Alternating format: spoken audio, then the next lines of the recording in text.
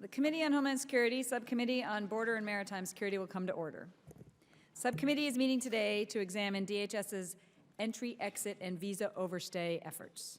Before we begin today, I would ask that we observe a moment of silence to honor those killed and wounded in the terror attack in Orlando.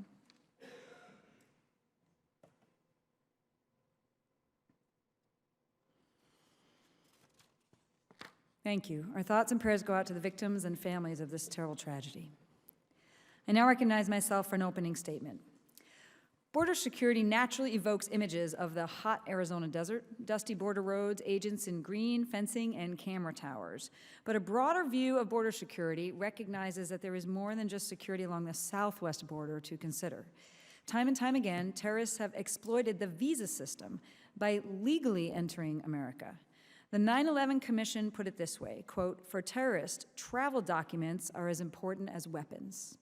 The Commission's focus on travel documents is not surprising. Since the 1993 World Trade Center bombing, terrorists have abused the hospitality of the American people to conduct attacks here at home. Mahmoud Abu Halima, an Egyptian convicted of the 1993 World Trade Center bombing, worked illegally in the U.S. as a cab driver after his tourist visa had expired. At least 4 of the 9/11 hijackers overstayed their visas or were out of status, a missed opportunity to disrupt the attacks that killed nearly 3,000 of our fellow Americans. And among the most important weaknesses the attackers exploited was the porous outer ring of border security. The hijackers passed through the U.S. border security a combined total of 68 times without arousing any suspicion. More recently, Amin al-Khalifi attempted to conduct a suicide attack on the U.S. Capitol in 2012. He had been in the country since 1999 on a tourist visa, but never left. Another man arrested in the aftermath of the Boston Marathon bombing, who helped destroy evidence, was able to return to the United States despite being out of status on his student visa. Clearly, visa security is an important element of keeping the homeland secure. To put the national security risks in perspective, a widely cited 2006 Pew Hispanic Center study indicated that as many as 40% of all illegal aliens who come into our country do not cross the desert in Arizona, California, or Texas, but come through the front door at our land, sea, and airports of entry with permission, and then overstay their welcome. Earlier this year, the Department of Homeland Security released a visa overstay report, demonstrating the visa overstay problem may be much worse than previously thought. In fiscal year 2015, fewer people were apprehended by the U.S. Border Patrol than overstayed their visas and are suspected to still being in the country, making the estimate closer to 68% of those illegally in the United States. And we have a graphic up there, a little bit of math to, where'd it go? It was up there, to show what we're talking about here. If you think about, again, with a 54% effective rate, you got to do a little math. For those who are apprehended, therefore those we think were gotaways.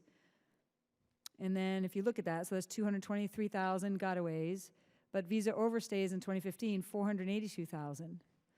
So the unlawful presence is up to 705,000 just based on these two numbers.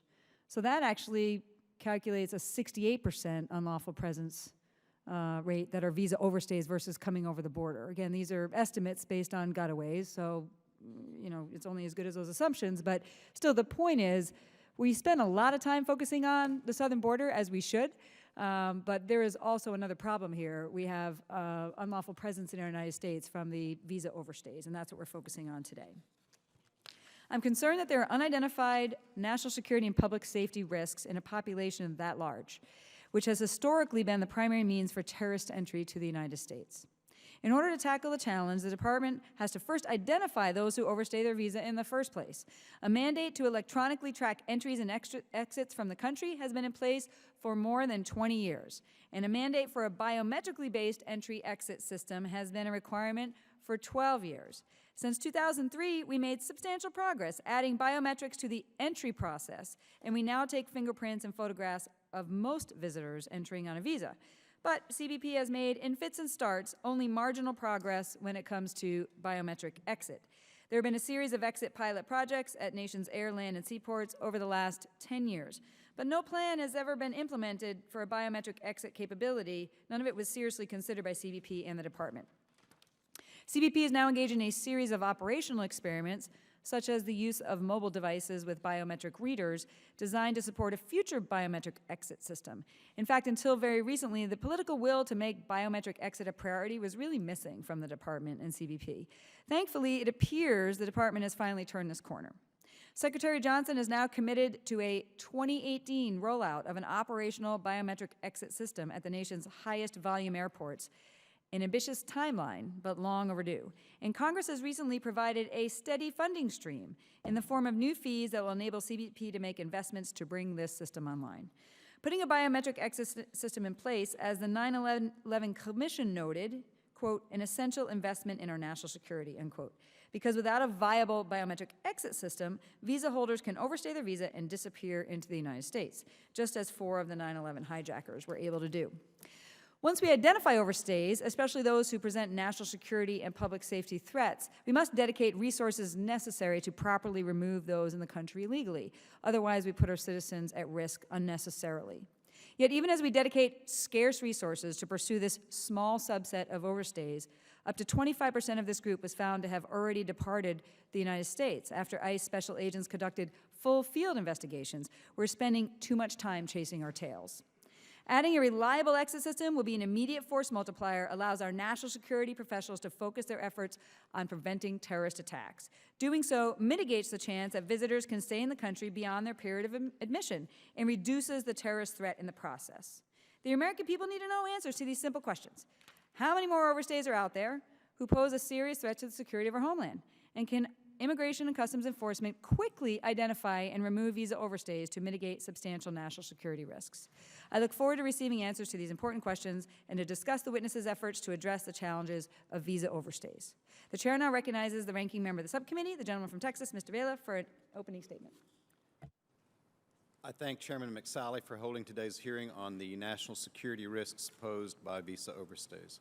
Before we begin, I want to express my sympathies to the families of those lost in the attack in Orlando this weekend, and my prayers are with those injured in the tragedy. I expect to learn more about the national security implications of this attack at a House-wide briefing with Secretary Jay Johnson later today, but hope that the witnesses before us can touch briefly on the role of the department and its components related to this terrible incident. With respect to the topic before the subcommittee today, I am pleased we are addressing the overstay issue. While Congress has in recent years paid a great deal of attention to securing our southern border, and rightfully so, less attention has been focused on successfully addressing visa overstays. The approximately 527,000 individuals who overstayed in fiscal year 2015 is a far greater number than the 331,000 individuals who were apprehended along the U.S.-Mexico border that year, illustrating the scope of the overstay problem. As a member of Congress representing a district along our southern border, I understand the challenges related to deploying a biometric exit system at ports of entry. Our nation's airports and seaports were not built for exit controls, nor were our land borders, certainly. Overcoming these infrastructure and technology challenges is an integral part of DHS's task. I look forward to hearing from our witnesses about what progress CBP and DHS S&T have made toward addressing these challenges, as well as what their plans are for fulfilling the Secretary's commitment to begin deploying biometric exit at airports by 2018. I hope to hear about how the Department plans to address biometric exit at our land borders, particularly with Mexico. Unlike Canada, Mexico currently does not have the entry infrastructure, technology, and processes necessary to share traveler information with the U.S. Whatever the ultimate solution, DHS must ensure it does not slow the legitimate travel and trade that is so important to communities like those I represent. I hope to hear from ICE about how it prioritizes individuals who have overstayed and may pose a national security or public safety threat. With limited resources, we must first address those who may do us harm. Deploying biometric exit at ports of entry and addressing overstays is no easy task, but it is a necessary part of ensuring meaningful border security. I thank the witnesses for joining us today and yield back the balance of my time. The gentleman yields back. Other members of the committee are reminded that opening statements may be submitted for the record. We're pleased to be joined by 4 distinguished witnesses to discuss this important topic today. Mr. John Wagner is the Deputy Assistant Commissioner for CBP's Office of Field Operations. Mr. Wagner formerly served as Executive Director of Admissibility and Passenger Programs, with responsibility for all traveler admissibility-related policies and programs, including the Trusted Traveler Program, the Electronic System for Travel Authorization, the Immigration Advisory Program, and the Fraudulent Document Analysis Unit. Mr. Craig Healy is the Assistant Director for National Security Investigations at ICE's Homeland Security Investigations Division. Mr. Healy began his career in public service with the United States Marine Corps and served as a U.S. Customs officer before joining ICE. In 2003, Mr. Healy served with the first group of U.S. Federal Special Agents entering Iraq in support of Operation Iraqi Freedom. He has served at ICE headquarters since 2010. Ms. Kellyanne Barisi is the Deputy Assistant Secretary for Screening Coordination Office at the Department of Homeland Security. In this role, Ms. Barisi is responsible for developing and coordinating the department's screening policies, including the Visa Waiver Program and the Real ID Program. Before joining DHS, Ms. Barisi was working in the private sector, focusing on identity management programs and federal personnel identity verification credentials. Mr. Bob Burns is the Deputy Director for Homeland Security Advanced Research Project Agency for DHS's Science and Technology Directorate. As Deputy Director, he manages the resources and technical direction of the Apex Technology Engine Program and guides business community outreach initiatives. Mr. Burns was previously the Director for Air Entry Exit Reengineering Project from February 2013 until December 2014. He led S&T in a partnership with U.S. Customs and Border Protection to enhance both air entry and exit processes by developing and implementing technologies for use in exiting airport inspecting and examination operations for travelers entering the U.S. The witnesses' full written statements will appear in the record. The chair now recognizes Mr. Wagner for 5 minutes. Morning. Chairwoman McSally, Ranking Member Vela, distinguished members of the subcommittee. Thank you for the opportunity to appear today to discuss Customs and Border Protection's progress in incorporating biometrics into our exit operations, especially as it pertains to identifying travelers who may have overstayed their authorized period of admission in the U.S. Since assuming the responsibility for the DHS entry-exit policy in 2013, CBP has been actively moving forward on several initiatives I'll discuss today. I'd like to begin by briefly discussing how we collect current arrival and departure data from foreign visitors. In the air and sea environment, CBP requires that carriers provide manifests containing biographic information on all passengers, which we run against numerous law enforcement and intelligence databases and automated targeting systems to identify and, if necessary, address any potential risks as far advance of travel as possible. Now, when that traveler arrives in the United States, they present their passport to the CBP officer, who confirms the validity of the document, the accuracy of the carrier's manifest information, and for foreign nationals, fingerprints are collected and a digital photograph is also collected. If the traveler has a visa, we compare those fingerprints against what the State Department collected at the embassy to make sure it's the same person. If they're traveling under the Visa Waiver Program, we collect a set of 10 fingerprints, and if we've seen them previously, we compare them against the previous visit. The CBP officer also reviews all the results of the pre-arrival biographic and biometric vetting to ensure there are no previous violations, active warrants, or any other risk factors that would determine whether we needed further inspection. And before admitting the person, we interview the traveler to determine the purpose and the intent of travel. We then stamp the passport and write the period of admission into the passport, as well as record that in our automated system. Now, when that same person leaves the United States, we again receive a biographic manifest information from the carrier and run this against the same law enforcement and intelligence databases. This allows us to create a departure record from the traveler once the airlines confirm that person has boarded the flight. It's through this exit process that CBP apprehended the Times Square bomber Faisal Shahzad, who was attempting to depart JFK in 2010. In fact, last year, CBP arrested 379 airport passengers with outstanding NCIC warrants as a result of departure manifests provided by the carriers. Now, we use this arrival and departure information to generate overstay lists on a daily basis.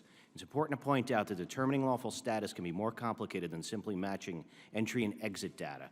For example, a person may receive a 6-month admission period at the time of entry, but then apply for and receive an extension, which is relevant to determining if that person is truly an overstay or not.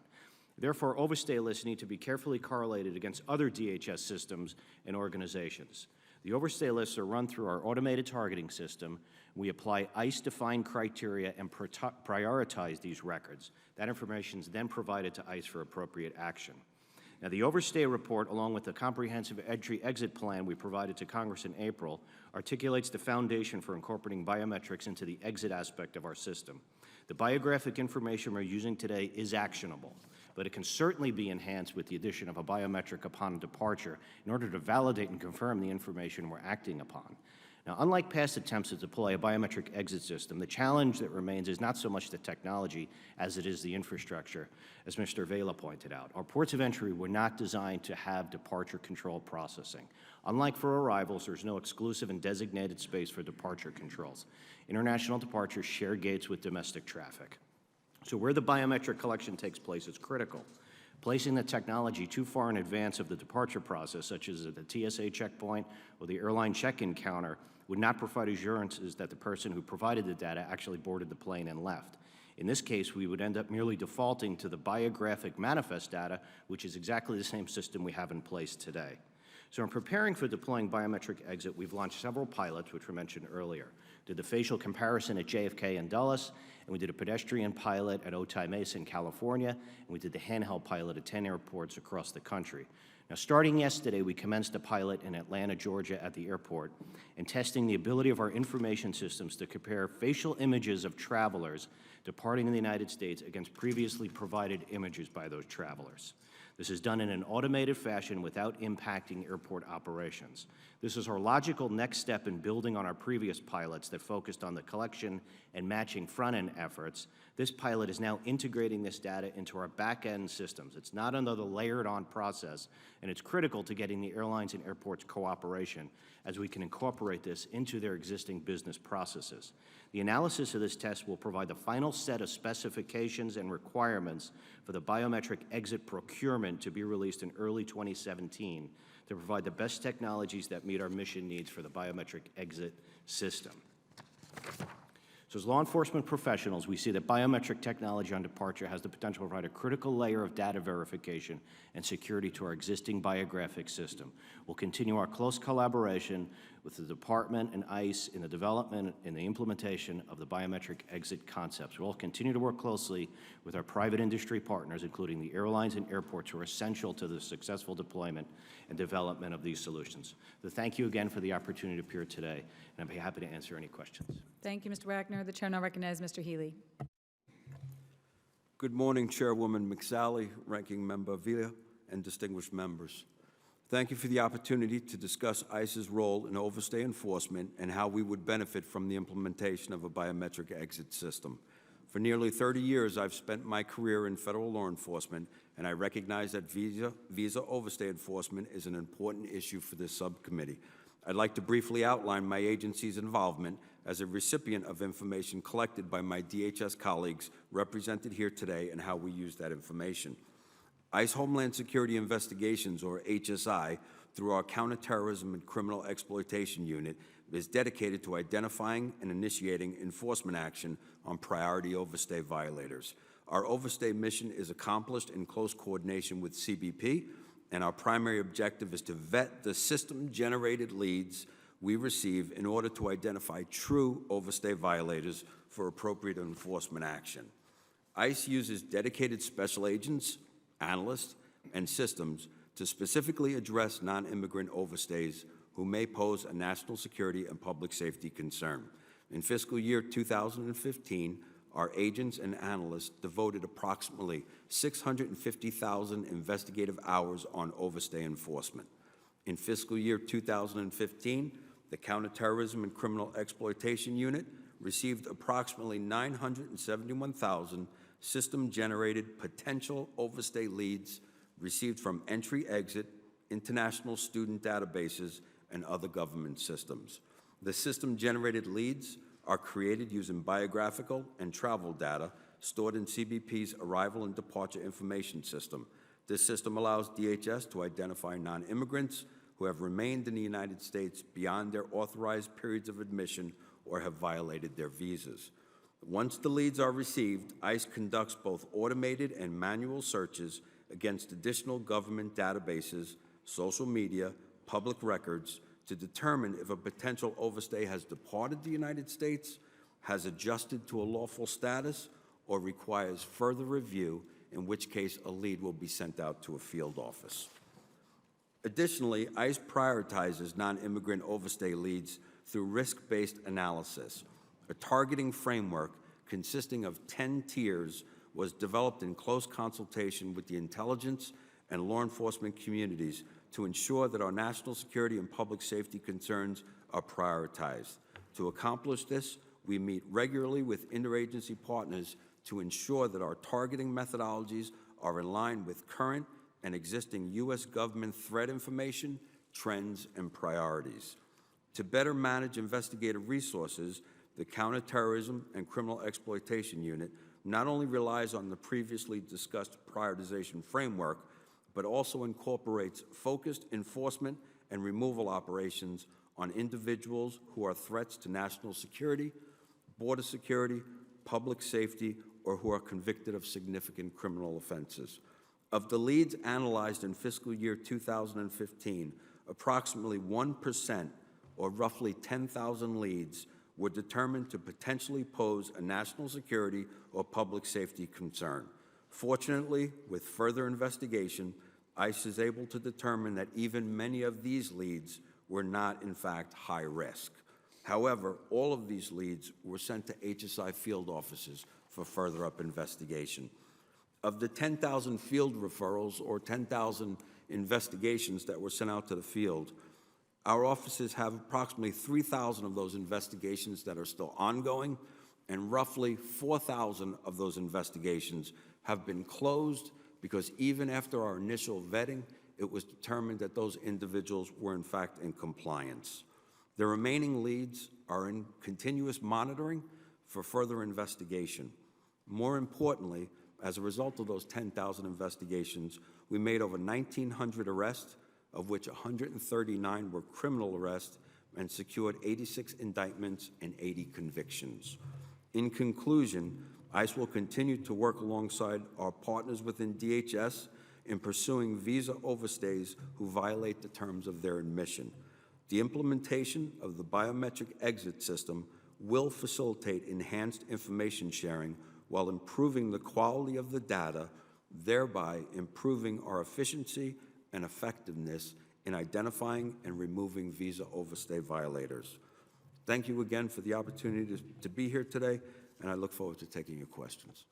Thank you, Mr. Healy. The chair now recognizes Ms. Barisi for 5 minutes. Before I begin, I would also like to express my sincere condolences for the people of Orlando who lost a family member or a friend this past weekend, and I appreciate the moment of silence earlier. Thank you, Chairwoman McSally, Ranking Member Veal, and distinguished members of the subcommittee for the opportunity to appear here today to discuss DHS's progress to support border security and immigration enforcement missions. I am the Deputy Assistant Secretary of the Screening Coordination Office, part of the DHS Office of Policy. The Screening Coordination Office is charged with developing cross-departmental policy for the screening and vetting of people and with advising the Assistant Secretary of Policy. The Screening Coordination Office also collaborates with its interagency partners to inform and develop screening policies that involve multiple departments. This whole-of-government approach to screening involves decisions about how we share information and interact with one another across the government. I am here with my DHS colleagues today to discuss overstays and biometric exit. On January 19, 2016, DHS released the Entry-Exit Overstay Report for fiscal year 2015, the first such report in a generation. This report provides information on the number of individuals in this country who have overstayed their period of admission and is presented by country. The report covers 87% of all non-immigrant travelers coming to the United States by air and sea. It reflects that 99% of these travelers, these non-immigrant travelers, depart within their period of admission. At the time the report was issued, 416,000 of these individuals were suspected of remaining in the United States as an overstay. Since the report was issued, the number has dropped to below 355,000 individuals. While the report represents a tremendous step forward, DHS recognizes that it does not answer all of the questions.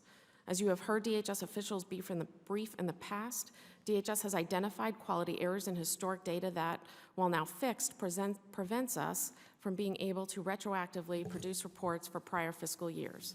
That said, and for transparency, DHS provided FY14 numbers in the appendix of the FY15 report. As the report states, the ability to accurately and reliably estimate overstay rates is dependent upon the completeness and accuracy of arrival and departure records. During the generation of the FY14 overstay data, DHS identified significant discrepancies regarding the data received from certain air carriers, which resulted in artificially elevated overstay rates. These data quality issues have since been resolved for business and tourism travelers, and the FY15 overstay report tables are an accurate depiction of country-by-country overstay numbers for these categories. Over the past 2 years, DHS has made significant progress in terms of its ability to accurately report data on overstays, and we will continue to make progress. DHS anticipates that we will broaden the scope of data for future reports with a particular emphasis on student visa categories. Relatedly, DHS recently submitted the Comprehensive Biometric Entry-Exit Plan to Congress April 20th, 2016. Over the last decade, with the support of Congress, DHS, through the combined efforts of DHS S&T, CBP, ICE, and NPPD's Office of Biometric Identity Management, has enhanced its capability to record arrivals and departures within the United States. CBP is the DHS designated executive agent for operationalizing a comprehensive entry-exit system with biometrics, building off of our current biographic system that exists today. Secretary Johnson directed CBP to redouble its efforts to achieve a biometric entry-exit system and to begin implementing biometric exit starting at the highest volume airports in 2018. While it will take time, effort, and innovation, DHS believes it has put forward a responsible and thoughtful approach to achieve a sustainable solution. This solution recognizes that one technology may not be suitable for each air, land, and sea environment, and that one process may not be appropriate for all environments. Our overarching goal is a fully integrated, scalable, and sustainable entry-exit enterprise that includes biometrics. With the ongoing support of Congress, most recently demonstrated in the Consolidated Appropriations Act of 2016, DHS will continue to advance a biometric exit system that can be integrated into the current traveler screening architecture. We thank you for this support, and we will continue to provide updates on our progress to Congress well past this hearing. Thank you. Thank you, Ms. Parisi. The chair now recognizes Mr. Burns for 5 minutes. Good morning, Chairwoman McSally, Ranking Member Vela, and distinguished members of the committee. I thank you for this opportunity to testify along with my colleagues today from the Office of Policy, Customs and Border Protection, and Immigration and Customs Enforcement, with whom we work closely. The mission of the Science and Technology Directorate, or S&T, is to deliver effective and innovative insight, methods, and solutions for the critical needs of the Homeland Security enterprise. We work closely with our operating components, such as ICBP, and our oversight offices, including the Office of Policy, to address the gaps in operational capabilities and invest in efforts that will result in knowledge or products aimed at closing these gaps. In 2012, CBP asked for our assistance in their efforts to enhance air entry and air exit operations. In response, S&T created the Apex Air Entry Exit Reengineering Project, known as AEER or AIR, which is composed of several vital parts: technology foraging and testing, operations and technology cost analysis, and stakeholder engagement. Apex projects are key S&T activities carried out in close collaboration with operational components to achieve increased or improved capabilities. With respect to air entry and exit, our goal has been to help CBP evaluate technologies and concepts of operations to biometrically verify the arrival and departure for nationals from U.S. airports. To determine candidate technologies, AIR conducted a comprehensive market survey of commercially available, standards-based fingerprint, iris, and facial recognition technologies. We work closely with biometric experts from the National Institutes for Standards and Technology to solicit their assistance and develop robust testing protocols and objectively analyze results. Additionally, we leverage headquarters interagency and international expertise from the DHS Office of Biometric Identity Management, the Department of Defense, the Federal Bureau of Investigation, the Department of State, and foreign government partners. We identified over 100 devices and 50 matching algorithms from a wide range of vendors for testing at our Maryland test facility, which many congressional staff members have visited over the past 2 years. We first evaluated these device performance on factors including accuracy, cost, speed, and operational footprint. Those that performed well were selected for scenario-based testing of their human interface and suitability in various concepts of operations. Since June 2014, AIR has utilized a diverse group of over 1,700 volunteers from 50 countries of origin for our testing, and we have simulated actual environmental conditions in which the technology would operate. To inform concepts of operation and scenario-based testing, and to collect data in support of subsequent CBP cost analysis, we sent teams into the field to observe and analyze current airport operations. This entailed close cooperation with CBP headquarters and field staff, as well as airport and airline stakeholders. AIR facilitated working sessions with frontline CBP officers to solicit their operational insights and inform their project's technical roadmap. Externally, we engaged industry groups including Airlines for America, Airport Council International North America, the International Air Transport Association, or IATA, and the Association of American Airport Executives to gain an understanding of the direct and indirect economic impacts of various biometric exit concepts of operation in the airport environment.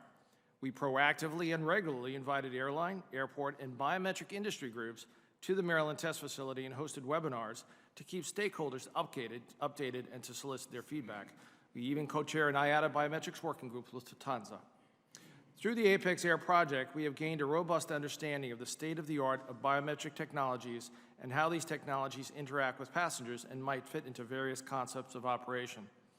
With simulated testing of the biometric exit technology complete, CBP has taken responsibility for the airport-based pilots of biometric air exit. Apex Air's products will inform CBP's path forward to a nationwide deployment for the biometric exit program. As we move into 2017, S&T will continue to assist CBP in data analysis for the upcoming pilot phase as needed, and we stand ready to invest in additional R&D work should the need arise as results of the pilot. With this transition of S&T's air exit work to CBP, the Apex Air project will end this year.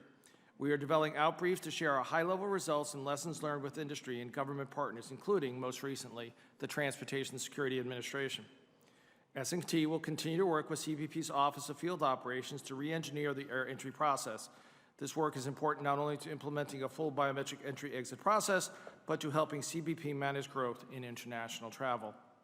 Leveraging emerging biometric and mobile technologies, we will explore innovative ways to build upon and further secure valuable programs like mobile passport control, global entry, and countering and measuring. Technology is undoubtedly an essential ingredient of effective border security. S&T will continue to collaborate with our components and partners to bring technology to operational use and help enhance border security. I thank the committee for giving me the opportunity to testify on this very important subject, and I look forward to your questions. Thank you, Mr. Burns. Now recognize myself for 5 minutes for questions. I want to first make sure we understand the scope of the challenge and the numbers. Your visa overstay report for FY15, which we very much appreciate, indicated 482,000 overstays, has since been whittled down over time to, I think, 355,000. But just, I know you all understand this, but for the record, that was just for air and sea arrivers, and also just in B1 and B2 categories. So what we're missing is the rest of the categories arriving by air and sea and all overland arrivals and departures. Is that correct, Mr. Yes, Wagner? that's correct. So if we were to extrapolate about the 1% rate of overstays to those other categories, like what would that number estimate to be? If we would say 1% of the additional people that were not measured, what are we talking about here? We will have the numbers on the Canadian border in the next report. It's kind of tough to estimate because it's a different type of traffic. Well, I'm just trying to crossing the understand, like, land we borders measured that- how many visitors total? About 4 million, or what was the number that we've measured? Oh, it's 382 million passengers. Last year total, 250 million came across the land border. Okay. 112 million came air and sea, but that's total. That includes Okay, US. I'll follow up for the record. I'm just saying if we can extrapolate this same rate to total visitors, I'm just trying to understand what we think the magnitude of the overstay might be. Does that make sense? If we extrapolate a 1% rate? Yes, let us get those numbers. for Okay, you. great. Mr. Healy, I'm concerned about, these numbers are pretty large.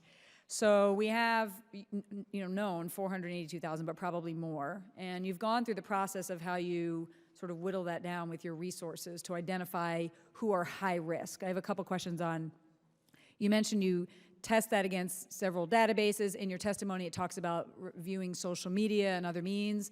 Are these not tests that are done prior to issuing someone a visa? And are the things that you're finding to identify somebody high risk, they're here for 90 days, so they've committed a crime just in those 90 days? Like, can you just walk me through that process? And I'm particularly interested in social media. This committee has been very concerned about use of social media for vetting people prior to issuing a visa. So I want to know what we're doing with social media after the fact to identify high-risk overstayers. Well, ma'am, as you're aware, Secretary Johnson did direct that a social media task force be created within the department. The department is about to transition into a DHS Social Media Center of Excellence, which will be housed and hosted by CBP, which we will be a part of. In answer to your question, the first part of the question, ma'am, on a limited basis, we do utilize social media in the visa security program for individuals coming into the U.S. We do not utilize social media to review every application. Yeah, I'm familiar with that. I'm just talking about you whittling down the 480,000. Okay. Yes, ma'am. Now, getting to the overstay population. My numbers are actually a little larger than the 480,000 because my numbers include everything received coming out of ATIS. So that also includes students and includes all visa categories. The first thing that we do, ma'am, is we check to confirm whether or not those individuals have departed again. We'll go back to ATIS. We'll also check with CIS to see if they've tried to attempt to obtain any benefits. We'll also reach out to the intelligence community, be more than happy in a detailed briefing, ma'am, in an appropriate setting to give you more background, but we reach out to the intelligence community, and they provide information that we make decisions upon. After that, those decisions are made, we continue our vetting process by prioritizing the names. We have a criteria that we use in coordination with the intelligence community and law enforcement. We will put those names within certain categories, and then we will rely on analysts to manually vet those names. If we're able to establish some type of derogatory information, if we're able to establish the location, then we'll continue to prioritize as we go down the line. When we get to the point, ma'am, where the leads are ready to be sent out to the field, we in turn, sometimes we will use social media if we haven't had an opportunity to fully locate the individual and we want to enhance our ability to find that person, then those leads will go out to the field. Once out in the field, again, 40% of the leads that we sent out of that 10,000, ma'am, it was determined that individuals were in compliance, they had already either departed or they had applied for and received CIS benefits. The remaining individuals, we will proceed, whether it be a criminal type investigation or whether it just be an administrative removal. What's the time frame, the average time frame for this process that you just mentioned? Somebody's here for 90 days, they've overstayed their visa, and now you're whittling down these numbers. What are we talking about? Are we talking about days, weeks, months? It could be a month, couple of months, ma'am, because once the information, I mean, the manual vetting process to go through all of these, forget about the automated batch reviews that we do. Analysts have to go through this information because from our perspective, it can't go out into the field unless we know that it's a real individual and we know where that individual is located. So it can take a little bit of time because again, ma'am, these aren't all just B1s, B2s. We got students involved. We have other categories that are involved as well. Great. And it was previously reported to me that about 3% of your resources are used on these types of investigations on visa overstays. Is that still an accurate I'd have to get back to you, ma'am, but last year total, within the entire program, we spent 650,000 hours on visa overstay enforcement. I have a unit, the Counterterrorism and Criminal Exploitation Unit. This is all that they do in coordination with contractors, coordination And with how many CBP. people are in that unit? I'd have to get back to you on the exact, ma'am, but I'd probably say well over 100. Okay, great, thanks. My time's expired. Chair now recognize Ms. Torres from California. Thank you. For Commissioner or Deputy Commissioner Wagner, what are the different challenges of implementing a biometric entry and exit system on our northern border versus implementing that similar technology at our southern border? And then a follow-up from that for Ms. Burish. Can you, once he answers, will you please follow up and discuss the training process of how we intend to bring up to date the agents working at both borders? Thank you for the question. At the land borders, unlike on the inbound traffic, we do not have facilities and ports of entry constructed to be able to stop traffic and confirm somebody's departure. That's common on both borders. Places where they collect a toll to cross a bridge, there is some natural stop and go, which we can conduct some outbound operations in, but if it's just a highway that goes across, they don't stop till they hit the Canadian or Mexican inbound facility. Now, the big difference with the northern border is the Canadian government does record the arrival biographically of everyone into Canada. So we've worked out an arrangement where we exchange the outbound and inbound data, our inbound data, and their inbound data to serve as that outbound departure record on all non-U.S., non-Canadian citizens. On the Mexican border, the Mexican government does not collect that type of information. So some of the discussions we'd have with them is there a possibility to help them build the infrastructure to be able to do that and have a similar type of exchange. When we focus on the biometrics, none of the countries have the ability to collect the biometrics from passengers in a vehicle that's moving by or even stopping. So there's the extra challenge of finding technology that can work and look inside of a passenger vehicle or a bus with 50 people aboard to be able to achieve those biometrics, short of getting everyone out and lining up in front of some type of equipment to collect it. I think looking at the numbers of non-U.S., non-Mexican, non-Canadian citizens crossing the land borders, the numbers are very, very low. And if we look at the numbers, say, visa waiver travelers, they're very low that are crossing the land borders. So we're looking at efforts and what programs can we build to start with those populations first and start to move out on doing this. But it will be a bit of a manual type process until the technology really emerges to do that. Okay. Can you talk about the training process of bringing the agents up to date on training on biometrics? Timeline, time frame as to what that will take? And can you also touch on this infrastructure that the Canadian has versus what we have and how the two compare? Well, the Office of Policy does not direct training for officers, so I will defer those questions to CBP. This was on the training of the biometrics, I'm sorry? Mm-hmm. So our officers go through a 19-week academy when they get hired. And then there's ongoing training efforts on current trends with fraudulent. I'm not talking about new hires. I'm talking about the people that are already there, and we have a new system coming up.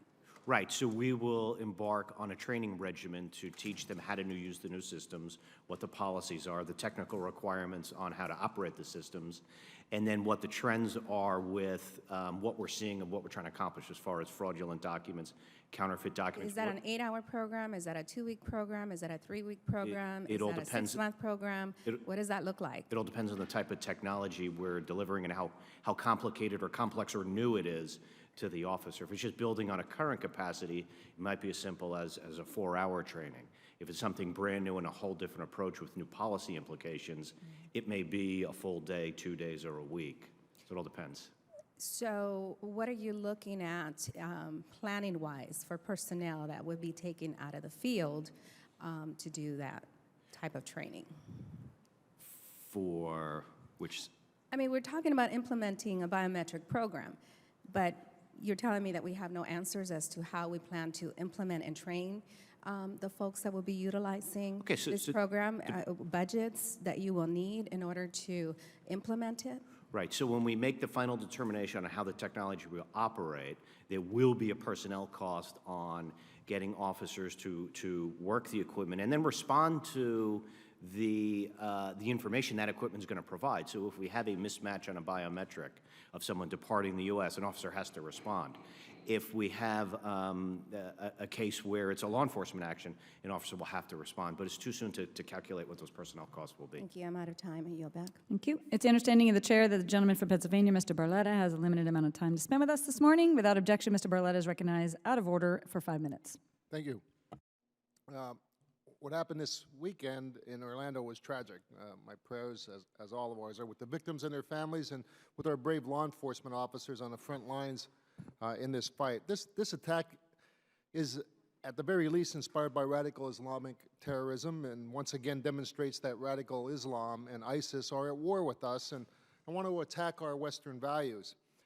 One way that they will do this is through our visa programs, which can be easily exploited.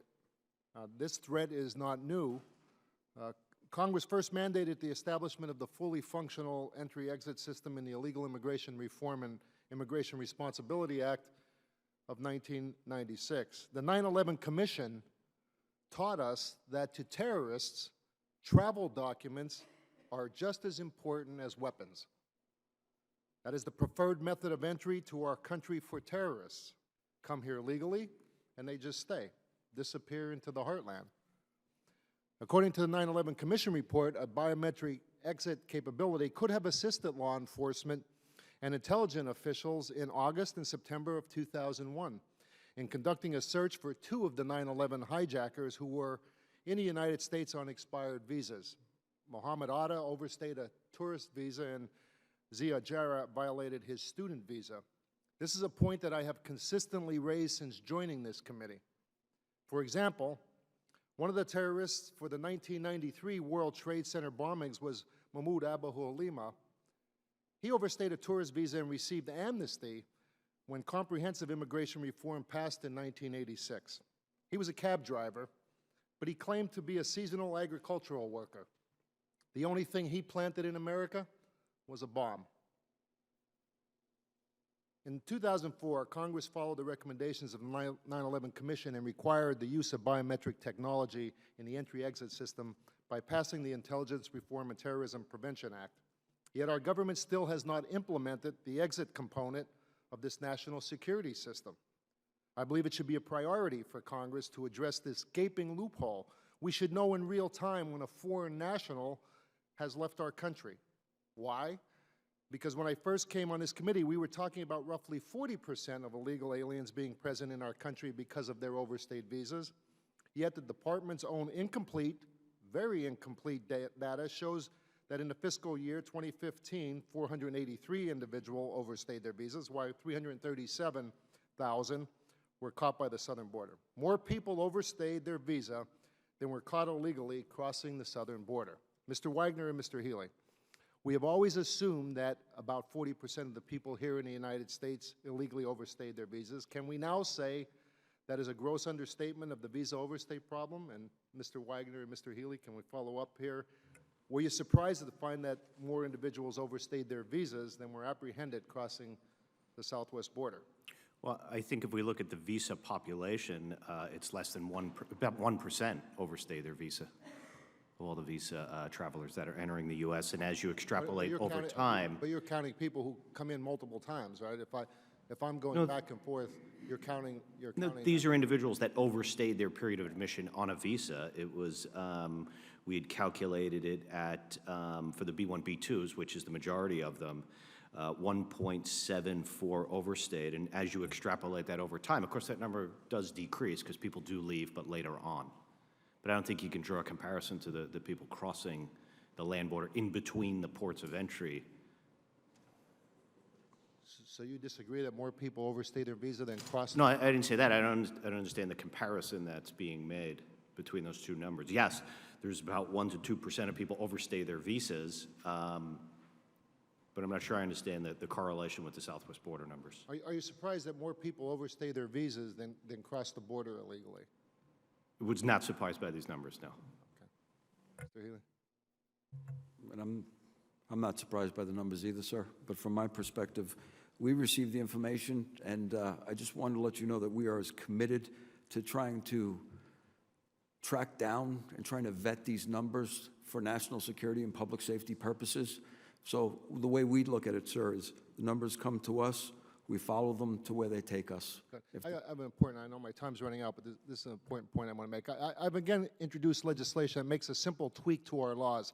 As we all know, if someone illegally crosses the southern border, they are unlawfully present in the United States. That's the term you use. And if someone comes in on a visa and overstays their visa, the term is that they are unlawfully present in the United States. It's the same term for both individuals. Yet the penalty is very different, even though both people in this situation have the same legal status, unlawfully present. Their status is the same, unlawfully present. But unlawful border crossing is a crime, while overstaying a visa is a civil offense. does it make sense, Mr. Wagner and Mr. Healy, does it make sense that the penalty is different? And why doesn't it make sense for the same penalty, be the same penalty for both? We could take that for the record since the gentleman's time's expired. The chair now recognizes Mr. Smith from Texas for 5 minutes. Okay. Thank you, Madam Chairwoman. I didn't know if you were giving him more time or not. Mr. Healy, let me direct my first questions to you, but on the way to doing so, admit that I have a particular interest in the subject of entry, exit, and overstayers. In 1996, I introduced a bill that became law that has still not been fully implemented. And if that law had been implemented, I think we would have done a lot to address the problem of visa overstayers. Last year, I think the administration deported about 2,500 visa overstayers. Is that accurate? And is that the fewest number of any year under this administration? I'd have to check and get back to you on that, sir. I'm not sure. Okay, let me tell you what the figures are and ask you the question again. This administration removed 12,509, 11,210, 10,400, and in 2011, 6,800 and 212, 4,200 and 213, 3,500 and 214, 2,500 and 2015. This is, in fact, the fewest number ever deported by this administration in 1 year. I'd like to go to the overall figure. We've heard estimates as to the percentage of people in the country who are here illegally being visa overstayers. Percentages range from 40% to 68%. Let's take 50%. So let's take 10 million people in the country illegally. Half are here because they're visa overstayers and are in illegal status. So you've got 5 million people now in illegal status because they're visa overstayers. The administration deported 2,500 of those. That's 1/20th of 1%. That sounds to me like an extension of the administration's amnesty program. Why are you not prioritizing these individuals? Why are you not sending more home? 2,500, the fewest of any year under this administration, 1/120th of 1%. I know the administration favors amnesty. Is this, like I say, just part of their amnesty efforts? Sir, from my perspective, when you took a look at the removals process, when we look at the cases that we've worked and individuals who've gone into proceedings, and then you look at the actual removals for that year, the removals process can be quite lengthy, as you're aware, sir. If we grab someone today, they're not necessarily going to be removed anytime soon because it could take a while for them to go through the process. But the in terms of our prioritization, sir, we utilize our prioritization scheme along with the resources that we have. I understand that, but the administration stands convicted by their own actions, by the facts. Why haven't they requested more money in their budget if they want to send more individuals home? They have not requested the money sufficiently to do so. Let me get at this point in another way. How many investigations were conducted last year? And within this area, sir, specific to 2015, we sent out 10,000. Okay, and those are 10,000 individuals whose identity you knew, whose location you knew, but you did not consider to be a priority because they had not been convicted of serious crimes. Is that correct? No, that's not true, sir. Okay. Those investigations were sent out for the field investigators to locate and to try to remove these individuals. But can I add one other point, Sure. sir? If we send a lead out to the field, or if we don't have the location of an individual, or if we have, say, a teenager who might not necessarily be of age, but we're aware they're in our pool. If we have a situation where we know somebody's applied for a benefit, however, they have yet to receive the benefit, all of that, plus the individuals we cannot locate out in the field, get continuously monitored. So last year, sir, 95,000 people were continuously monitored, and we periodically recheck those against the intelligence community, against CIS, against ATIS, to make a determination as to whether or not we have the information to send them back to the field. And had you chosen to do so, many thousands of those individuals could have been deported. You picked 2,500 of the many, many thousand, and you mentioned if they've applied for a benefit. There's an immense amount of fraud there where individuals know how to game the system, apply for a benefit, then they know they're not going to be deported. My concern with the administration's actions is that by sending so few home, by deporting such a small percentage of the visa overstayers, the message they're sending wide and far is just get into the country. If you're not convicted of a serious crime, you're going to be allowed to stay. You're going to pass go. you're going to get the money. And that is the wrong message to send because it increases more illegal immigration. It sends a message that the administration is just trying to implement amnesty by another means. And as I say, it's the wrong message to send if you're really serious about trying to address illegal immigration in America. Thank you, Madam Chair, and I'll yield back. Gentleman yields back. Chair now recognizes Mr. Duncan for South Carolina. Thank you, Madam Chair, and thanks for this hearing. Thanks for the information provided about visa overstays. We talk a lot about it back in the district.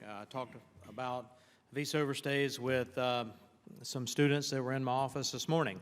The number I used then was 49% of all visa overstays, of all illegals in this country, were people that overstayed their visa. People that we gave a permission slip to enter this country. They had an interview or went online with a visa waiver program, but the bottom line is they came to this country with a permission slip known as a visa and decided to stay for whatever reasons. The numbers you have here, 68%, is an alarming number. We've entrusted these people with access to our country, and that they chose to violate that trust. Now, I think that's low-hanging fruit for enforcement. We're not chasing a footprint in the desert. We know who these people are. They had an interview. We have a name, probably a correct spelling, some biometrics, according to Mr. Wagner. We know where a lot of them were headed, either a work visa or a student visa. But too many times they overstay. If it's a student visa, then why not contact the university if their visa has expired and find out what their status is? Are they still enrolled? Maybe they're in a master's program. Maybe they need to have their visa extended. Maybe we get them into legal status and out of illegal status by extending their visa. Then we start reducing this number from 68% to a lower number, and then we can focus on the real problem in this country, and that's our poor southern border that's being infiltrated by elements that have nefarious ideals. Whether that's drug trafficking, human trafficking, or intent on doing harm to this nation through acts of terror. ISIS has said they will infiltrate and exploit our poor southern border. They will infiltrate the Syrian refugee issue. Take them at their word.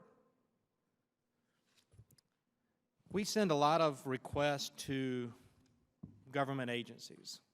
I just sent a letter, actually several letters, to the Department of State asking about a memo, a white paper that was used to justify them circumventing the will of Congress in the visa waiver program that we passed back in December in ways to try to get foreign nationals that have visited Iran or visited Syria or visited Sudan to circumvent our processes and the will of Congress, negotiated with the White House even, to allow those people to travel to the United States. So they wrote a memo to justify that. We've asked for that, and asked for that, and asked for that. And I'm asking for it again from the Department of State to provide what we requested to Congress. Mr. Wagner, April 20th, Chairman Perry asked Mr. Kolowski about the lost body armor and the 150 firearms that were unaccounted for by the CBP. Can you respond to why we haven't gotten a response from CBP on this? No, sir, I was unaware you did not receive a response yet. How about government agencies be responsible to the United States Congress and respect our request for information? Okay. Entry-exit visas. When I think about, let's go back to just one thing in just a minute on the visa overstays. I'll give you an example. Boston bombing happened. We had an original person of interest that was apprehended and taken to the hospital. Turns out he was an F1 student, visa overstay. He actually was supposed to go to Ohio University and was over in Massachusetts as a student at another university. Why didn't Ohio let the department know, the U.S. government know, that this gentleman who came to their university on a student visa was no longer enrolled there? These are common sense things that American people expect us to do to start dealing with the number of illegals in this country. That gentleman's not in the country anymore, by the way. So talk with me about an exit system. Right now we're checking airline manifest, but if I go to Japan, I'm going to scan my thumb when I'm leaving. They're going to know I left the country. What are we doing about that? Because Congress has actually mandated that system. What are we doing? I'm not aware that Japan is doing biometrics on departure. I know they are doing it on entry, like several other countries around the world. I'm not aware of many countries that are doing 100% biometric exit on departure. Some countries have put automated gates in to speed their own citizens and others' departure from that country. So there are some automated gates that they do allow people to use, but they also have officers and departure control systems set up and departure terminals exclusively for that. So it's easy just to put up a gauntlet of machines to be able to get everybody going through there. Now, we are working to deploy the biometric capability on departure. We launched a pilot yesterday.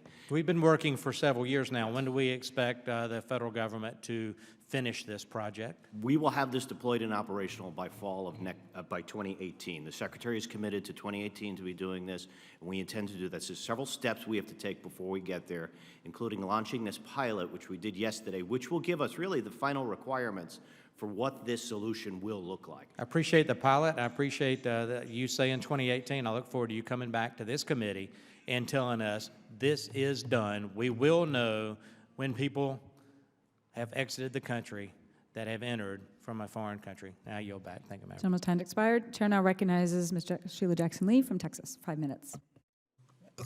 Let me pass to Mr. Hurd, and I'll go after him. Okay. Chair now recognizes Mr. Hurd from Texas for 5 minutes. I'd like to thank my colleague from the great state of Texas. I'd like to thank the panelists for being here. Y'all have a difficult job, and I recognize that. And Mr. Healy, I have a set of questions for you. It's been argued that an accurate entry-exit system would enhance ICE's enforcement efforts by reducing DHS's need to review potential overstay leads that turn out to be false positives. And for example, about 1/4 of the leads HSI investigated between 2004 and 2012 were individuals who had already departed the country. Could you explain to the committee how leads are generated and sent to the field offices? I know you addressed that a little bit in your answer to my colleague from Texas. Yes, I can, sir. So the information, the referral is received from ADIS, the Arrival Departure Information System. From there, it gets plugged into the automated targeting system, which CBP belongs to. It starts to work with my organization. This is all basically automated, sir. First thing we're going to do is we're bouncing it up to the intelligence community, a batch request. We're going to send it next over to CIS to see how many are basically in compliance or have applied for benefits. And then we're going to send it back, sir, to ADIS to see how many have departed in that window between receipt and when we're processing. Just that alone, out of that 971,000 number that I provided you, we've already eliminated now 141,000 records in that quick exchange between us and CBP. The next thing, sir, we're going to wait for the response from the intelligence community. We'll take appropriate action depending on how we prioritize something, depending on the response. Now we meet, sir, with a group of interagency intelligence community and law enforcement partners. They have given us a tiered system, a way to prioritize individuals in terms of U.S. security interest. More than happy, sir, to a closed setting to give you much greater detail on how we do that. Once that information then comes to us and it's bucketed and prioritized, now I have to have analysts who have to manually vet all of that information. When they vet it, sir, we're looking for any type of derogatory information across 22 government systems that will enable us to turn around and validate what we're doing and locate the individual. It will continue to work its way through the chain, sir. Once we get to that determination, now it's going to be sent out to the field office. The referral goes out as a collateral lead investigation. The field office is provided with a jacket, all the information that we have, and the field office is requested to go proceed. It can go down a criminal road, or it can go down an administrative road. But that, in a nutshell, sir, gives you an overview of the process. No, that's helpful, and that's helpful for the American people to understand the process in which y'all go through to identify these leads that you have to follow. So would a biometric exit capability reduce that amount of time because it allows you to focus on people that are actually still in the country? Well, the example I'd use, sir, and the chairwoman cited it before, as those investigations that get sent out to the field, out of that 10,000, 40% of those, they're deemed to be in compliance. So it's not an efficient use of resources. If we have the appropriate system as it evolves and gets to it, we'll be able to better apply those resources towards a legitimate enforcement use instead of somebody who's already left the country or has accrued CIS benefits and we can't take action on them. So yes, sir, the answer would be yes. Good copy. Is there currently a backlog of unmatched overstay records for terrorism and public safety threats? In what way, sir? Is there a, as you've vetted the potential leads through the intelligence community, those 22 agencies that you said you're reviewing, and there was derogatory information, is there a number that y'all haven't been able to begin an investigation on? Well, some of it, sir, would be the information that's received. We might have a name, and a date of birth. We might have John Smith who's staying down at a hotel in Disney World. Depends on the individual, depends on the information, but I can tell you that this group, we call it the Compliance Enforcement Advisory Panel. They're very supportive of assisting us to get the information that we need quickly so that we're able to follow up on these leads. I hope that answers your question. Yeah, do you have a percentage of those folks that have been identified by one way or another as having an overstay that have derogatory, whether it's an SAO advisory or that they have derogatory information and you have a limited amount of information to conduct an investigation? Yes, sir. And what we'll do is, as I referenced a continuous monitoring process before, even if a lead goes out to the field and it's exhausted, meaning that the agents can't locate the individual, it circles right back around and it goes back into our tank. And that would be inclusive of our intelligence community engagements as well. If we can't identify and we don't have enough to move forward, we will hold it in our tank. And if ATIS provides information or CIS or the IC, we will repeatedly batch those requests and bounce them on a quarterly basis off other systems to kind of update and refresh the record. Does that make sense, sir? It does. Thank you. Okay. Chairman yields back. Chair now recognizes Ms. Jackson Lee from Texas for 5 minutes. I thank the gentle lady, and I thank the chairwoman. I thank the ranking member as well. Let me acknowledge the representatives here from the Department of Homeland Security and add my personal appreciation to your service. We are having this hearing, and it was scheduled before the heinous and horrific terrorist acts of this past weekend. We know every day that you're on the front lines, and many of you I've engaged with on a number of issues, and we recognize that we also live in a nation that deals with the issues of civil liberties and civil rights, and we understand that security has to be responsive to that.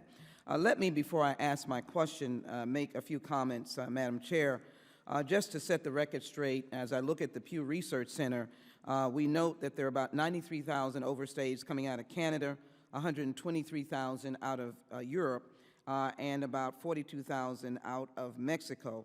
There have arrived Central America, 17,000, and then we go down further with South America that has 93,000. So this overstay issue is not predominant to any one area. I think that is very important. And I believe that the President's approach of focusing on those who would do us harm is the most important approach. Let me also add to the record that this is a DHS found there are a total of 44.9 million non-immigrant visitor admissions in the United States, air or sea, who are expected to depart FY 2015. Of this number, an estimated 527,127 individuals overstayed. That is 1.17%. So today, I'm really going to say that the Congress has some higher responsibilities right now. I think we need to pass the no-fly, no-buy, that if you're a terrorist on a terrorist list, most Americans will not realize that Department of Homeland Security can only abide by the law, the FBI can only abide by the law, and frankly, they cannot stop terrorists or individuals who've been investigated from buying for terrorism activities a gun. I hope we can pass that today or this week in regular order, that we can have that legislation passed. The banning of the assault weapons is something that the Secretary of Homeland Security has offered to provide security to the American people. That bill is ready to be passed right now. And so I believe we will find that the alleged perpetrator, now dead, that did the heinous attack on the gay community, heinous attack on Americans, heinous attack on Latinos. Dominant numbers of these individuals were from the Hispanic community. He was not an overstay. Why not just ask the question? Mr. Wagner was, to your knowledge, was the individual that perpetrated the heinous act. Do you have any facts that he was an overstay? I believe he was a U.S. citizen born in New York. Thank you, sir.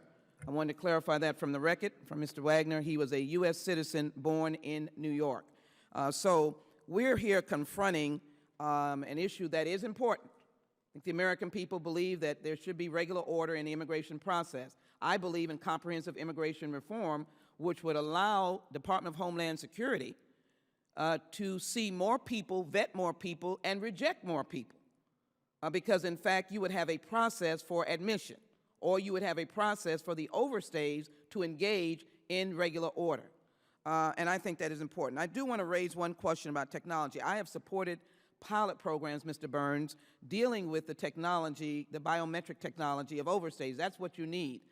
You are much better at overstay situations in the airports or aviation than you are at the land areas, as I understand it. But would you share with me what you are doing in science technology, if you do it quickly? And I have one more last question on dealing with this technology that you need to better refine the issues of overstays. And for all overstays, of course, you have a visa, you come in legally, and then it expires and you don't leave. Thank you. Thank you for the question. To follow up, it's, as Mr. Wagner said, it is an application issue. Biometric technology in the field of biometrics is rapidly evolving. It's how do we take the actual pieces of technology and build them into the operational process. The border situation, as Mr. Wagner stated, looking at people in vehicles, buses, is very different than the operations of an airport. So we are continuing to evolve and support looking at all biometric technology, actively working with the biometric industry, both large and small business, to make sure that we can bring the proper technology to the table, linking it to the operational process. And in deference, I'll stop. So you said you wanted more time. I do. Let me, well, thank you very much. I'm gratified for that. Let me ask. Gentlelady's time's expired. We're going to do another round, though, if you wouldn't mind deferring. Well, could I just get this last question out on the record? I cut everybody off at a little after 5, so if you want to submit it for the record or wait for a second. I'll do that for the record then. Mr. Craig Healy, and I may be able to stay, and Ms. Kelly Ann Barassi, if you would. I'd be interested, particularly in student overstays, which is somewhat difficult, and whether or not we incorporate the institution that they're supposed to be going to as an assist or a partner in determining, is there a reporting feature that students, that universities have to utilize with respect to students. And I would add employment as well, because a lot of those visas, those H-1B visas, individuals have their families here, they've rooted here, and then they're without employment, looking for employment, they may be considered an overstay. Okay, the gentlelady's time has expired, and actually I was going to ask about student visas in my next round, so I will ask the panelists to answer concerns about the student visa process, and those are not in this report, just so we know. And also I want to note, Mr. Healy, in the testimony you said for CTCEU's Priority 1 list, you listed a series of projects and initiatives, and one of them is called the Recurrent Student Vetting Program. So let's talk about the student visa process and compliance with universities, information flow, and how that's all works. Yes. Yes, ma'am. So in terms of the CVIP program, the Student Exchange and Visitors Program, we do have on several fronts in terms of overstays. We would not treat them any differently than we would any other overstay category. So in the numbers that I referenced earlier, ma'am, those are not only being fed in terms of CVIP submissions coming in from CVIS. In other words, if a school determines that a student is no longer within a program and they terminate the student, the school will report that to CVIS. That will come into us. There's also Could you talk about the compliance rate? I noticed you talk about the airlines. There's fines and nearly 100% compliance rate for passing information to you. What about educational institutions' compliance rate, and are there any fines for noncompliance? Well, there could be, ma'am. I'll speak a little bit in generalities about it. I'll have to get you specifics in terms of the actual program. But from our perspective, yes, we do have a robust compliance program. We do site visits, unannounced site visits. We're able to turn around and do out-of-cycle reviews. As you're aware, every school is mandated that they be certified every 2 years. So we have a robust engagement with the schools through CVIP. It's required that the schools, their designated school officials, report the information. If an individual stops attending class, or if there's a problem with the student, they're required to report that within, I believe, a 30-day period. We've also started a new program, ma'am, in terms of our field representatives. We now have 60 individuals that are geographically placed around the country. Their job is to be that in-between. They visit schools daily to make sure that the information flow is continuing. In terms of your question about recurrent vetting, what that basically means for us as a part of our prioritization process, every student that is legitimately in the United States attending school, when derogatory information comes in, it's vetted against every individual student. So it's just another opportunity to make sure that we're being as expansive as we can be in our vetting processes. In terms of specific compliance rates, ma'am, I would have to get back to you on that. Okay, great, thank you. And will next year's report include visa overstay information on students as well? Yes, we plan to include the student visas, some of the worker visas, as well as the U.S.-Canada land border, non-U.S., non-Canadian travelers. Yeah. Okay, great, thanks. I want to follow up on the report. This is the entry-exit overstay report, and I ask unanimous consent that it be entered into the record for fiscal year 2015, the one that's been referenced several times today. Table 1 gives a review of visa waiver program countries. Several of them are over 2%, Chile, Greece, Hungary, Lithuania, Portugal, and Slovakia. You know, in your testimony, you indicated that there's consideration to potentially using these overstay numbers to impact future inclusion in the visa waiver program. Ms. Barisi, can you clarify what is being looked at related to that? Overstay rates is part of something larger called a disqualification rate, and that is one of the requirements for a potential country to become a member country. So we do look at those overstay rates. Okay, yeah, it's just in the testimony, it says we're looking at future, I can find the exact page that that's on, looking at future use of this information related to visa waiver countries. So I was just wondering what that meant in the testimony. Oh, yes, ma'am. Thank you for that question. We have been, as we have testified, we have been working on the reliability and accuracy of that data. So as that data improves, we would use that information for making determinations on whether a country's status remains and whether their designation in the program remains, or we need to take an additional action. So is that currently being utilized to make a determination? It's on page 7 in the top paragraph. There is not a visa waiver program country that is currently over the 3% requirement. Okay. And then for the non-visa waiver countries, we've got Afghanistan at 10%, Burkina Faso 18%, Bhutan 24.89%, Chad 17%, Djibouti 27%, Eritrea 19%. I mean, these are huge numbers. So what is the information in this now? What's going on with this? And are you using it to decide whether countries should continue to have a certain number of visas, or trying to address the issues of non-compliance with that country? The Department of Homeland Security assists in the vetting of the visas, and the State Department issues the visas. So I'm not sure. So is there any answers your feedback question or loop not. from this report to DHS and State Department? I mean, are we just continuing to issue visas to these countries that have 20 to 30% overstay rates? Or is there any sort of punishment or accountability? That might be a question better referred to the Department of State. Okay. Is there any coordination that any of you can speak about from this information to the Department of State? Are they aware of it?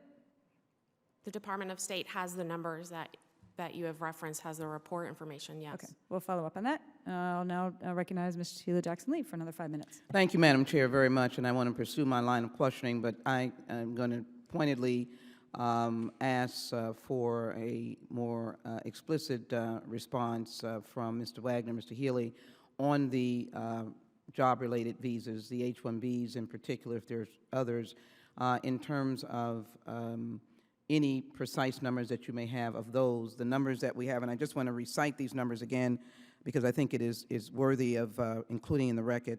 44.9 million non-immigrant visitor admissions, and the record shows estimated 527,127 individuals overstayed their visas, 1.17%. And the report goes on to say, in other words, 98.8% of non-immigrant visas complied with their terms of admission and departed on time in FY 2015. But do we have any sort of isolation of the numbers dealing with those who are overstays as it relates to work? To Mr. Wagner, Mr. Healy? No, we have not broken those out yet, but we'll include those in next year's report. Now, this year's report included about 85% of all travelers. So all the other visa classifications covers about 15% of commercial air passengers. So you'll do that for us next year. I think that'll be very helpful. Yes. But let me get to the bottom line of what my concern is. This should all be about, as we look at how we help you do your job, and I've already said, a metric of new laws under the title that we've been speaking about, many of us, for a very long period of time, comprehensive immigration reform, which again refines and defines, probably even in a more detailed manner, what happens to overstays, maybe based on the level of threat. I am not arguing for overstays. They are persons who are in the United States unauthorized. But I think the question for the American people is the issue of security and the level of threat that these individuals represent. Mr. Wagner has reinforced the public information that the deceased actor and terrorist for the event in Orlando was not an overstay, was not an immigrant. The individual was a citizen of the United States, born in New York. And so I am concerned that the Department of Homeland Security, which last part of its name is security, is taken away from major responsibilities dealing with the level of threat. So to Mr. Wagner, Mr. Healy, you're in Homeland Security Investigations. Have you all been able to assess overall, say the 500,000 individuals that have overstayed, can we include in the report an assessment of the threat that they represent, which I believe is what the American people would be concerned with? Mr. Wagner, Mr. Healy. Let us take that back and look at that for inclusion in next year's report, some analysis of what the overstay population encompasses. I think that would be extremely important. Mr. Healy? No, I would agree, ma'am. That's something that we're going to have to take back and consider and provide you that information on a future date. Let me continue that line of questioning. In your recollection, and help me, obviously I've served on Homeland Security, I'm trying to just monitor mass shootings, San Bernardino, maybe you can recollect, because it would have come to your attention, where any of those individuals, as I remember, the Virginia Tech was an individual from the Asian community, Connecticut and Newtown, Auburn, Colorado in the theater. You can just, does any overstays come to mind in any of those mass shootings? And I may not have calculated all of them. Yeah. I can't think of any offhand, no. So we all want to do our research, make sure we're giving accurate questions, but coming to your mind at this time, and I believe that if one was, it would probably remain very viable, enough for you to remember an individual, because it would have come to your attention as to what kind of person perpetrated those particular incidences or mass incidences. Mother Emanuel was not, Colorado was not, to my recollection, Columbine was not, Virginia Tech was not, Newtown was not, San Bernardino were individuals who were statused, though they were immigrants, if I recall. And certainly going back to as far as 9/11, let me say that I'm not ignoring that. That's 9/11. I use the term mass shootings. 9/11 did have overstays. And so my question would be, after 9/11, the Department of Homeland Security was created. Do you feel that you have enough structure in place that you would have caught or would have been drawn to the attention of the overstays that were part of the acts of 9/11? Or there were overstays that were engaged in that? I believe we would have identified them, yes, with the systems that are in place now and the measures that are in place now. I believe so. Can you just expand on those systems without breaching confidentiality? I think, one of the things we do is we take the visa database that State Department provides us, and we run recurrent checks every day on that information. And if someone appears on a watch list that has a current visa, one of the things we do is look to say, are they in the country or have they left the country? Regardless whether we're an overstay or not, are they still here? We'll provide that information to ICE. We'll provide that information to the FBI. We'll provide that to the intelligence community. But we have ways to identify those in real time when those things happen. Well, let me thank you, Madam Chair. I'm going to yield back. I know, Mr. Healy, did you want to comment on the investigation part of it? I was just going to add, ma'am, that we rely heavily upon the intelligence community and our law enforcement partners to help us prioritize. So I'm comfortable that they're providing us with good guidance for the individuals that we should be targeting and focusing on for national security purposes. That are coming into the United States. Let me thank you, Madam Chair. I think I want to leave my time at the microphone with the ultimate question of the threat to the people of the United States and our responsibility of securing them. I think any hearing that we have here in this committee needs to be in that context, and thank the men and women who are on the front lines for doing so. And I end by saying, I know, Madam Chair, this is not your jurisdiction, but I cannot help saying that this week we must pass no fly, no buy. If you are in any way had discussions about terrorist activities or threatening comments toward the American people, you cannot buy an assault weapon or any guns of any kind. And I thank the gentlelady for being kind enough, and I yield back. Gentlelady's time's expired. I'm going to go through another round. And again, I appreciate the patience of our panelists here. Mr. Healy, you mentioned in your testimony you had 10,000 leads last year, 1910 arrests, 86 indictments, and 80 convictions. Is that number of arrests to convictions, that seems like a small percentage of arrests? Is that pretty typical, or could you kind of speak about those that were arrested who, for whatever reason, have not been convicted? The arrests, ma'am, include not only criminal arrests, but also administrative arrests. So in a situation where there might be a criminal prosecution following as part of an investigation, or there might be nothing, it might just be virtue of the fact of an administrative arrest because an individual is an overstay. So of the 1910, do you know how many were criminal arrests and how many were administrative arrests? I believe. And can you just walk me through the process of an administrative arrest? Like, what does that mean, and what happens after the arrest? What will happen is an individual will be encountered and they'll be issued a notice to appear. And it could be broken down into a couple of different categories. If there's derogatory information, then it may be a custodial type detention, or the individual might just receive the notice to appear and then they're required to appear before an immigration judge. If it's a visa waiver program, they're not required to appear before an immigration judge because that is waived by virtue of the fact that a person came in through the visa waiver program. But it would basically not go down the criminal route, would not go through the U.S. Attorney's Office. It would be internal administrative protocol that's run by ICE and enforcement and removal operations. Okay, so of the 1910, do you know how many were administrative?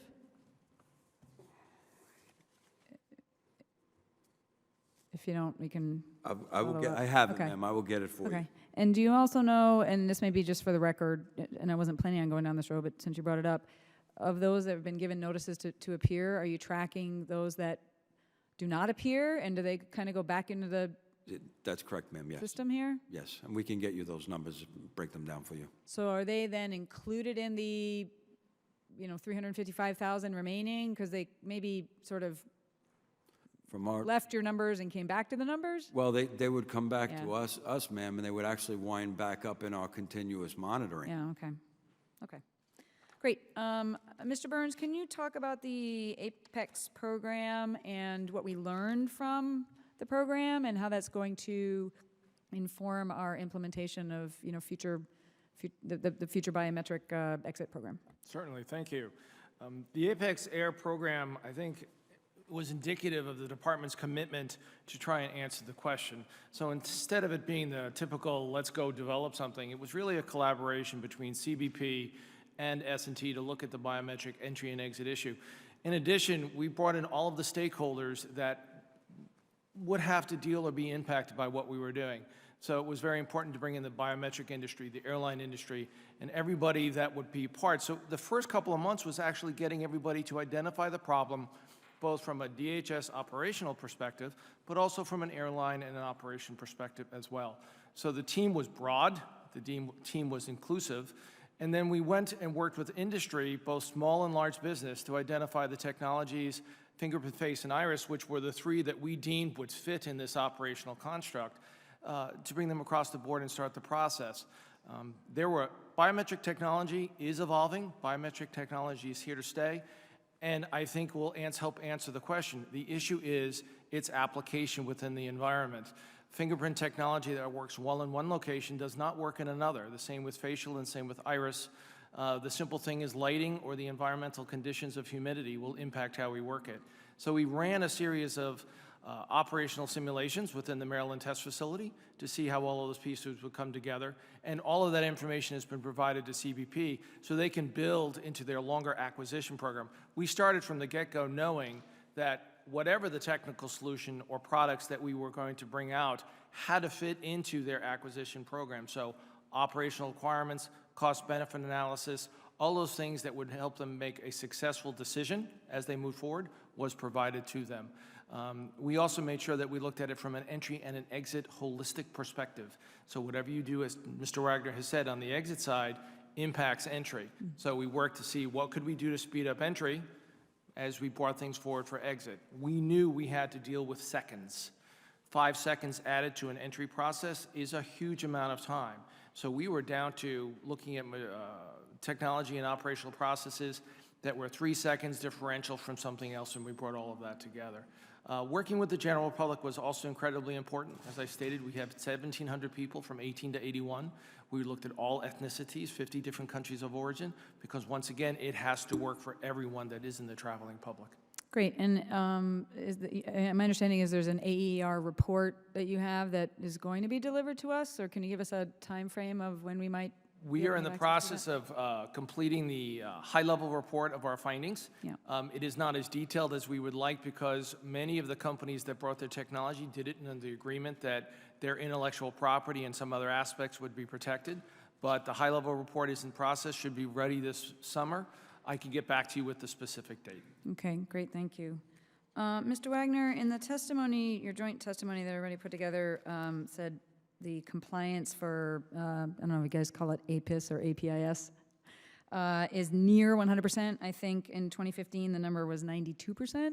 Can we talk about what steps are being made to bring that to as close to 100% as possible, and what are the reasons why it's not 100%? Correct. So when the airline transmits the information to us, we do all of our pre-arrival vetting and database checks on that. So when the person actually arrives and we read the document that's presented now, we compare it in the data fields against what the airline transmitted, and then we keep a log of any type of discrepancies. If there's data missing or inaccurate, the airlines is subject to a fine for that. We issue very few fines these days. I think we issued maybe about a dozen last year total. Generally, I think they're for like missing crew data or a late transmission of the information, but we can certainly get you a breakdown of that. Where we see some of just the technical issues of a date of birth where they put the month and the day instead of the day and the month, some formatting issues like that, especially when it's keystroked in overseas by an airline personnel and not through the machine-readable zone of the document, which is what we try to encourage. But by and large, the data is accurate both inbound and what we found with outbound. Even though on the departure manifest, we're not there to validate each and every single transmission. What we're finding with the mobile technology that we deployed, one of the things we did is let's confirm the accuracy of what the airlines are providing. We're finding that it also was in that high 90 percentile of accuracy. When we conclude our report on the mobile technology, we'll include those figures in there. Great, thanks. I want to follow up, Mr. Wagner, on, I understand the differences between what we can do with Canada with information exchange and the challenges that we don't have a similar exchange with Mexico. Is there anything we can do with Mexico to address providing some better information for land ports of entry in the Mexican border in the short term, and what are the ideas for the longer term? Well, we continue to hold discussions with them about the databases that they do have and what types of information are potentially to share, what kind of information are we sharing already. You know, at the land border, they just do not have a system or the technology or the infrastructure to collect the passenger level information. They collect license plates, and we've talked about sharing them or exchanging that, but at the traveler level, they just don't have a system. So it's a case of we can build it on our side for departure and record it, or maybe there's opportunity to work with Mexico to build the infrastructure to collect it, and then both of us use it. That's you know, the ideas and the concepts that are being kicked around, but we haven't really solidified an approach that would work. Great, thanks. So a lot of what we talked about so far, and really the focus of the hearing, is tracking people who are overstaying and using biographical and biometric information in order to know, who's left and, who's in compliance and who's not. You mentioned in testimony, and we're interested in this committee, about the pilot program of identifying to make sure the person is the person who owns the passport, right? So they could have a fraudulent passport, a stolen passport, and you can match their fingerprint to them in and out, but it still may be that there's fraud involved and that's not the person who it's supposed to be. And the pilot project that we had to match the facial recognition, I'm interested in the outcome of that, and I think Mr. Hurd has legislation to make that permanent for all passengers. Can we just comment on the fraud piece and how we can make sure that bad guys are not using the system to their advantage? I mean, you may match their biometrics to their passport, but if it's not the right person, then we have a whole nother problem. Correct. So as travel document physical security has gotten a lot better over the years, we've seen the amount of altered or counterfeit type documents decrease tremendously, especially in the commercial air environment. Where the risk remains, though, is a person with a legitimate document that does not belong to them. A lost document, a stolen document, a borrowed document.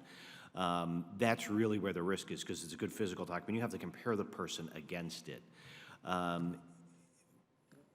What most of the countries issue now, electronic passports that at least at the minimum have a photograph on there, including U.S. travel documents. So what we're able to do with the facial comparison technology is read that chip, open it up, take a picture of the traveler, compare the two using an algorithm, and tell us with some certainty or probability that it does belong to that person. So what we're seeing, we've caught a couple of imposters, what we call them, a person using a legitimate document that doesn't belong to them. Just a couple weeks ago at JFK, we had a woman arrive on a flight from Ghana, I believe, that presented a U.S. passport. The officer looked at it, didn't quite think the picture matched up to the traveler, put her in front of the camera, recorded it, and it turned out that no, she was not the document holder. She turned out to be a person from Liberia that had been denied a visa previously last year. But knowing that she had a U.S. passport wouldn't routinely subject her to fingerprints upon entry. But using this comparison to the picture on the photograph of the document she presented, we could confirm she's an imposter. We then can fingerprint her, found out what her real identity was and the fact that she was denied a visa. So it's incredibly helpful technology for our office to be able to help make that determination of who the true document holder is. Great, thanks. Mr. Healy, if you were in charge of, with unlimited resources, in order to be able to do your job, to whittle down those who have overstayed and quickly be able to locate them and take appropriate action, what else would you need? We heard the biometric exit would help whittle down those false positives. What else would you need? And I'm also interested in local law enforcement, are often maybe the first people that are encountering individuals, the information flow between the federal and the local officials and what access they may have. But what's your wish list in order to address this issue? I think we're going in the right direction, ma'am, in terms of the work that we're doing from where we've come from to where we are now. The system's not perfect. No system is perfect. But all the players that need to be engaged are engaged. CBP is in the process of pulling it together in terms of the automation process, which is making it a lot easier for us. In terms of our local engagement, through our field offices, through our task forces, we are tied at the hip with our local states and local partners. So they are also can be a part of this process as well. So in terms of what I would hope for, I would just hope that we would just continue to move in the direction that we're moving, and I think that we will get there soon. Thanks. I do want to follow up on Mr. Barletta's question. I thought about that myself in preparing for this hearing. Is right now, if somebody overstays less than what is it? They can't come in for 2 years. If it was a short overstay, and they can't come in for 10 years if it was a long overstay. Yeah. Okay. 3 and 10. And those are really the only disincentives or accountability items. Would it be valuable to provide some other accountability to visa overstayers, to make it a crime, to have some fines, to have maybe a little bit of a harsher penalties of not being able to re-enter? Are there any disincentives that we should consider? Thoughtful disincentives? Well, what we do see is people that overstay as time goes on, those numbers do get whittled down, like you mentioned. A lot of people do leave at some point, just late or later. They are subject to the 3-year bar or 10-year bar of getting a visa then to come back. They certainly cannot use the visa waiver program again.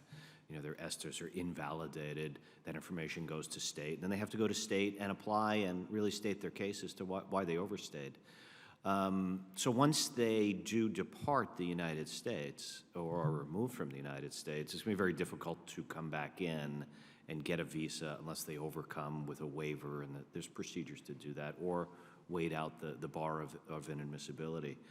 I don't know if finding them or making it a criminal act would change the behavior of the people that are going to stay here and not leave. Are individuals who left, say, 60 days late considered the same as individuals you caught 60 days later and put out? Like, basically it's the same punishment that they left voluntarily, or you caught them and deported them? Because that's a different behavior. I believe it'd be the same. Okay. I'll have to think about it for a second. And do all of you, do you feel that those disincentives are adequate? I think people that are going to stay here permanently or will try to stay here permanently. It will be difficult to come back in once a person leaves that has been identified as an overstay. So it's going to be difficult to get a travel document to get on board a plane to come back. Okay. I think we've exhausted a lot of items here. And let me give the opportunity for any of the members of the panel to share any other perspectives you weren't asked about, that weren't in your testimony, that you feel are important, even with some of the lines of questioning that came from the entire group of members here. Is there anything else you want to leave with us that we haven't considered on this issue? Ma'am, just for the record, I wanted to clarify, I have that number. Out of the 1,900 that you asked about, 130 of those were criminal. Got it. So it's 80 of 130, not 80 of 1910, right? It just sounded, 80 convictions of 130 That's correct. criminal arrests. That's correct, ma'am. That's a little bit of a higher rate of conviction there. So. Yes, ma'am. Okay, great. Anything else? I would just like to add that, just to follow up on what we discussed about our plan is to deploy this solution in fall of 2018. The Secretary has charged us with doing that. We've put together a strategy to get there. It is contingent on the government procurement process to spend the fees that Congress has made available to us to do this. There's a reference of $1 billion over the 10 years to do that. So there is a quite extensive procurement process, several steps that will be engaging the industry and doing requests for proposals over the next 18 months to be able to get there. So there are some tight deadlines to be able to do this, but we'll be going through that structured procurement process to be able to take that money and then put it onto a contract and be able to spend it to deploy the solution. So that's all. Great. Any other, Mr. Burns, Ms. Parisi, anything else to add? Great, thanks. And I appreciate the hard job that you all have. And there's obviously some differing perspectives about what's more important, 1% or, 480,000. I think at some point, quantity has a quality all of its own when you're talking about the magnitude of individuals. And it only takes one person with bad intentions, to to be a risk to public safety and national security. So we don't need to hyperbolize it, but we need to be vigilant about doing everything we can to make sure that those that are trying to use our system and our processes that are trying to do us harm are very quickly identified, and the public remains safe. So I appreciate all the efforts that are being made related to that, and I think we do have a lot of work has been done, but we do have a lot of work left to do, and we look forward to partnering with you to make sure that we're able to close some of these gaps that are still there in technology and procedures and whatever else is required. So I appreciate your testimony today and appreciate all the work that you all do. I also want to thank the members for their questions. The members of the committee may have some additional questions for the witnesses, and I think we've already had some for the record, so please get back. We'd ask you to respond to additional questions in writing. Pursuant to Committee Rule 7E, the hearing record will be held open for 10 days, and without objection, the committee stands adjourned.